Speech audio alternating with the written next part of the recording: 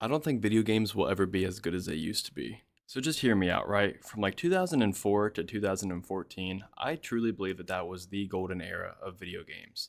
And just to prove my point to you all, I'm going to list you a bunch of games that came out within that 10-year span that just define how good of a 10-year span it actually was for video game history.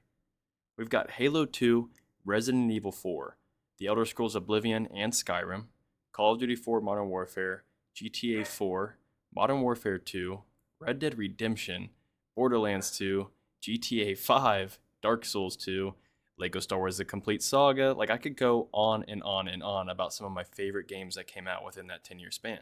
But you might be wondering how I could term those 10 years one of the best video game eras of all time, and I am here to tell you why. First, I think we really had the peak of multiplayer shooter games. We had Call of Duties, Halos, Gears of War, Battlefield. All those games were so different from each other, but all were great shooters in their own right. And it kind of birthed the online multiplayer experience.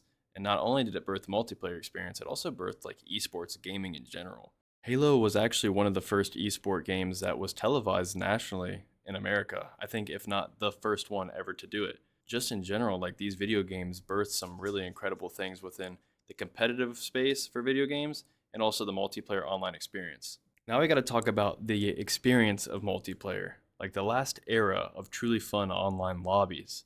We had Modern Warfare 2 lobby trash talk, like the greatest moments in history. Being like 10 years old playing Modern Warfare 2, and these 30-year-old dads are just cussing you out in lobbies. It was just the most fun time. Another thing I want to talk about is Halo 3 custom games. It was the introduction of Forge mode, and I think that changed my life as a kid. Like, I always loved the Halo 3 sniper, and so I would challenge my brother to 1v1s in Forge mode all the time, just on different maps. We would play Forge mode every single weekend for hours on end. And the last thing I have to mention was there was no skill based matchmaking back then. There was just no forced metas. It was just super fun. You would just join a lobby, you never knew how it was going to go. It was truly the last era that we actually had real pub stomping. Also, at this time, gaming was without paywalls. There were really no paywalls to get behind a game. Yeah, of course, there's free to play games nowadays, but there's also a billion microtransactions in every single video game. And monetization has actually ruined some video games, like with Star Wars Battlefront. There were no battle passes back then, there were no predatory microtransactions. DLC maps were actually worth it. Like, I remember begging my parents to buy me Modern Warfare 2 DLC maps just for them to say no, but then I'd go to a friend's house and play them. Like the Carnival map on Modern Warfare 2, I love that map. It was so cool to experience DLC maps back then. It was just a whole new version of the game, essentially. That's just what it felt like. And since they did cost money, it felt like the team that was making them actually put a ton of effort into it. The other thing I liked about it was there was no constant live service updates always changing the game. So what the game dropped with was basically what it was in its final form.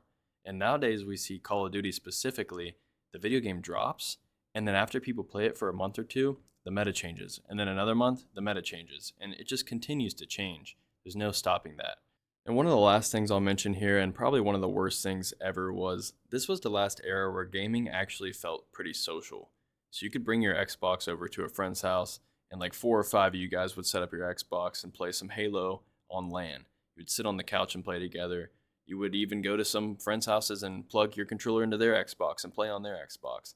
You could essentially go to a friend's house and make a whole weekend out of playing video games on their couch or in their room and just chill, play video games, have some Mountain Dew and Doritos, eat like crap, feel like crap. But it made the weekend so special, and it made just the anxiousness of getting to the weekend during the weekdays so exciting. And that's probably my biggest takeaway from everything in that golden era was just the socialness of it. Like, I just genuinely loved going over to a friend's house and playing Xbox at their house, or having someone over and playing. Like, you would set up whole weekends to play with friends, and there's just really nothing like that anymore. And I would say it's maybe because I grew up and I don't really want people coming over and bringing like 10 Xboxes to my house.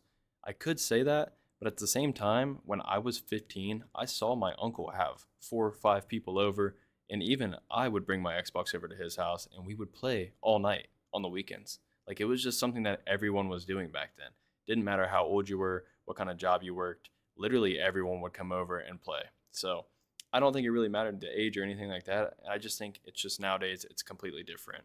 And I think the online factor of just the convenience of being able to play from anywhere in the world makes it a lot easier to just play online and take the social aspect out of it just a little bit. Fast forward to 2025, there are some really incredible video games that I've played personally. Like, Like, I love the new Spider-Man games. I love Last of Us. I love Legend of Zelda Breath of the Wild. And some of the new Call of Duties I do enjoy playing. And I actually really do enjoy playing Halo Infinite for the ranked matching. But aside from that, I do think that there was just something in the air with these old games, and especially the game studios back in the day. I genuinely urge you to go watch how they made Halo 2 and Halo 3. Check out the artwork, check out the detail in the levels and the games, and making sure the gameplay was crafted perfectly. Go check out all of that stuff. Like, creating servers back then was 10 times harder than it is now. It's just a standard nowadays, but back then they had to put a lot of work into creating those things and making sure things worked. And that's why a game like Halo was just so revolutionary. I just think back then there was something in the air.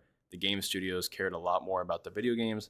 It wasn't so much about money, but it was about actually creating a product that you and the team were very, very happy with. And I don't think we get a lot of that quality nowadays. And while there are some really incredible indie game companies, I do think that most of the gaming scene, especially all AAA games, are very corporate and they have a lot of corporate greed. That's just the truth. They want you to spend every single last dollar you make in your paycheck on a damn Nicki Minaj video game skin.